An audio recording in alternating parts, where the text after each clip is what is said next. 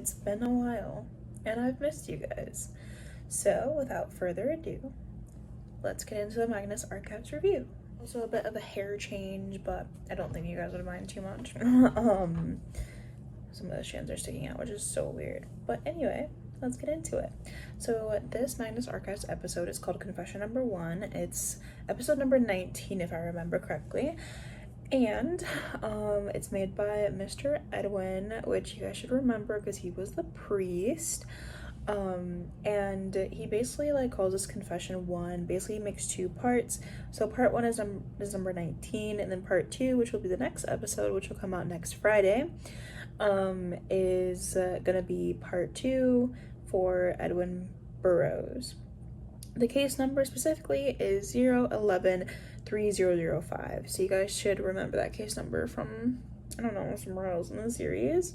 If you don't, I'll review this also in my season 1 recap, which is coming up so soon. Okay, so first he goes on a rant talking about how he believes in the Institute and how he thinks that paranormal is real and how he thinks that it's this big controversy because he's a priest, so he shouldn't believe that any of it's real.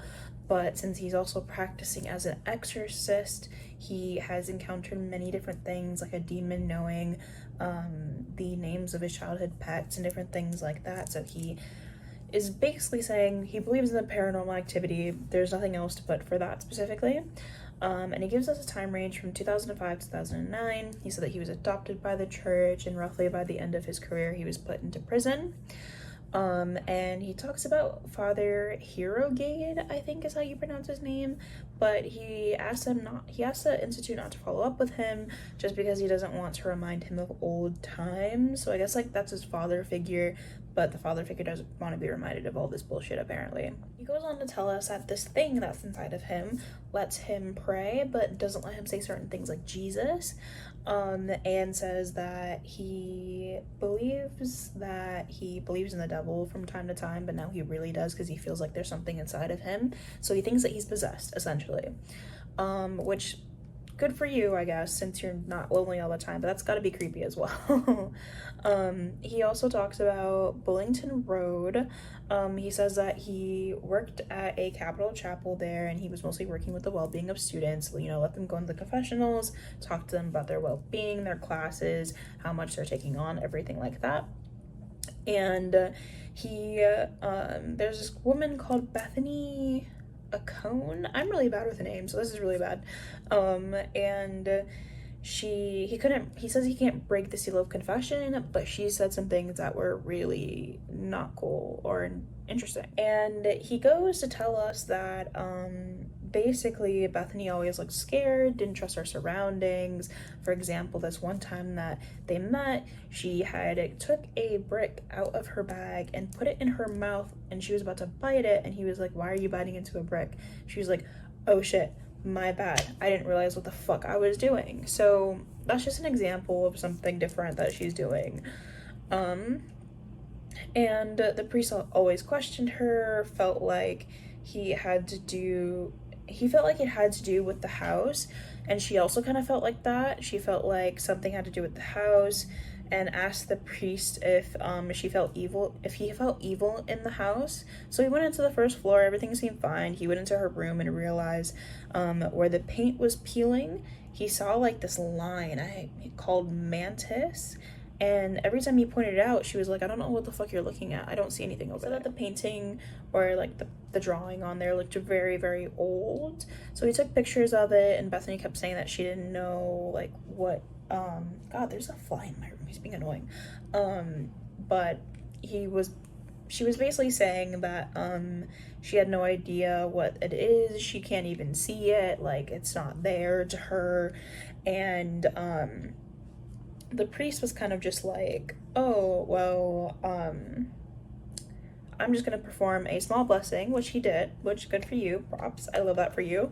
And basically let her know everything was okay. He arranged a meeting afterward to go meet with her, but she never showed up to that meeting because she attempted to kill one of her roommates in the kitchen with a knife and ended up, I think, hurting herself. Oh, she fell into a mirror and she hurt herself with one of the shards of the actual mirror. And he decides to go and see her in the hospital, which a nurse called Annie, which you guys should remember from one of our other episodes, which he will be referring to later in this podcast. She felt like an exorcist was needed, and so she called in a priest, and it was basically him, and he was really excited to go and do it. But then he felt like no resistance from Bethany, and as he was performing it, she just looked at him with pity. And then we have a quote, which, because I love my quotes, the quote from Bethany says, "I'm so sorry, it wants your faith." And Annie was just in the corner looking scared as fuck, which I get it, girl, you're just a nurse. And Bethany looked in pain, she started biting her tongue, and then after she bit her tongue, she basically like died, and the doctor said she had a brain hemorrhage, and the doctors made it clear that she was dead because of the priest. So I'm like, what? So then Annie almost lost her job because of that, because, you know, none of the doctors knew that they brought in a fucking exorcist. But she got her job saved because she said that she thought it was in the patient's best interest. And then the priest was told to back off by all of the bishops that were above him. And so then he turned to alcohol instead to try to drink away all his problems, which apparently he stole like a bottle of like sacred wine too, which doesn't even sound like the guy, but